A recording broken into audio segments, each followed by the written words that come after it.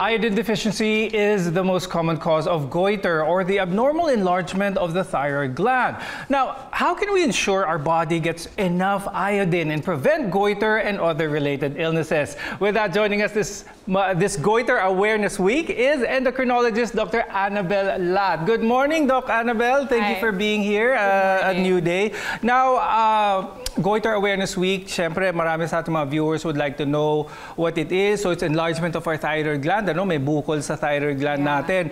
But how prevalent is it? Gaano ka common ito sa mga, especially sa mga Filipinos? Well, for Filipinos, around 9 in 100 Filipinos will have goiter or the physical enlargement of the thyroid.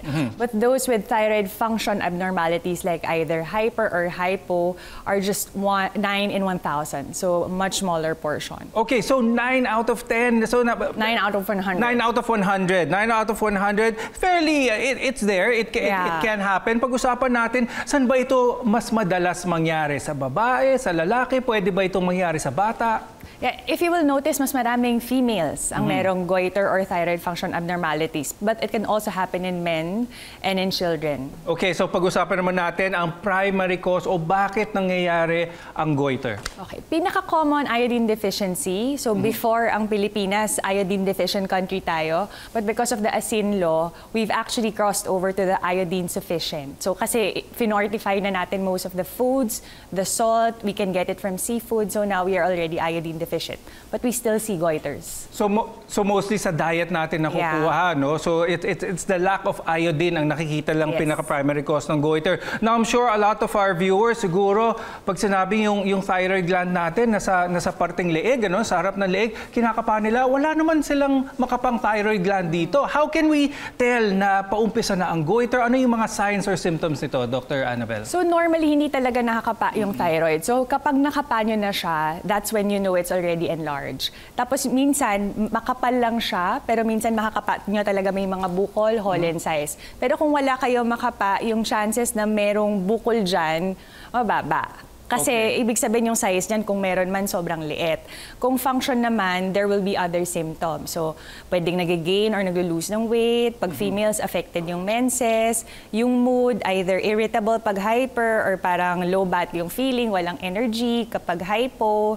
And then yung bowel movement, either constipated or mabilis. Pero pinaka-prominent talaga, weight changes, kabog ng dibdib.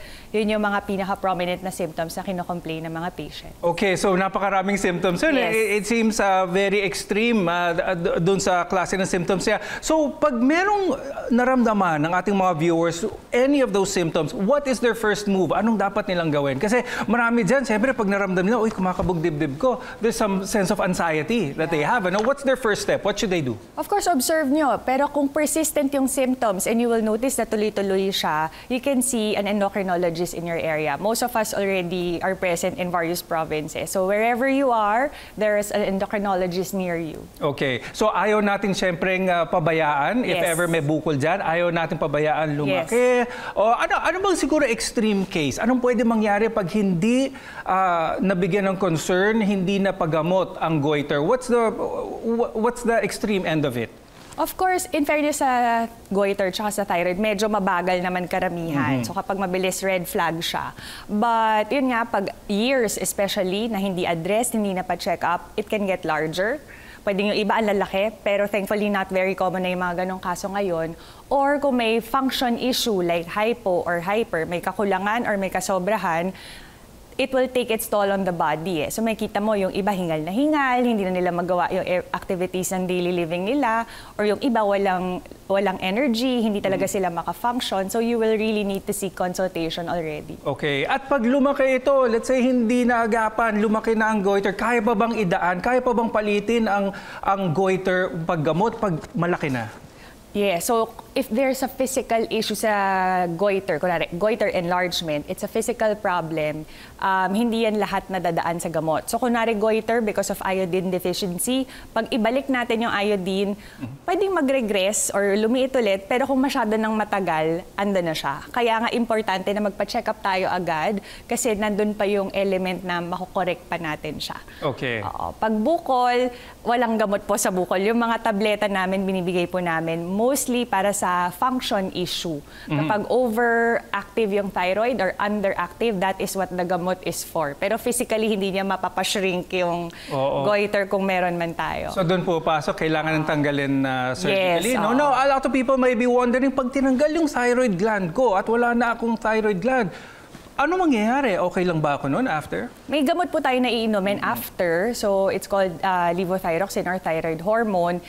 Ang in-explain ko sa pasyente, native naman yun sa body natin, kaya lang tinanggalan ka na kasi ng thyroid. Kaya kailangan mo siya inumin as a pill. Yun. So if you're taking it regularly, that's fine. So meron solution, naman. may gamot. Now let's talk about prevention. Anong dapat natin gawin para ma-prevent ang goiter?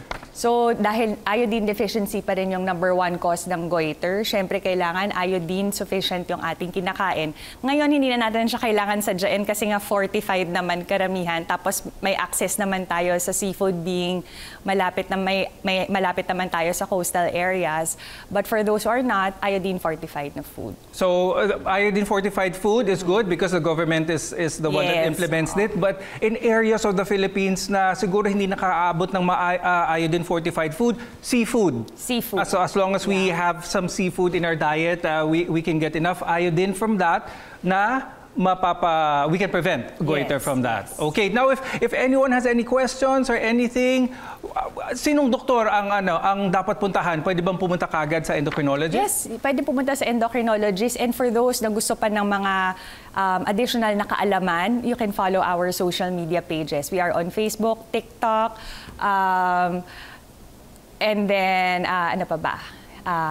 Instagram also. Ayun, okay. So social patient education materials, we have a lot of it online. Okay, so even the correct information is accessible to all our viewers who see this if they have any further questions about iron deficiency or even goiter for that matter. So thank you so much, Dr. Annabel, for joining us this morning. Thank you so much, endocrinologist Dr. Annabel Lat. Thank you for having us. Thank you.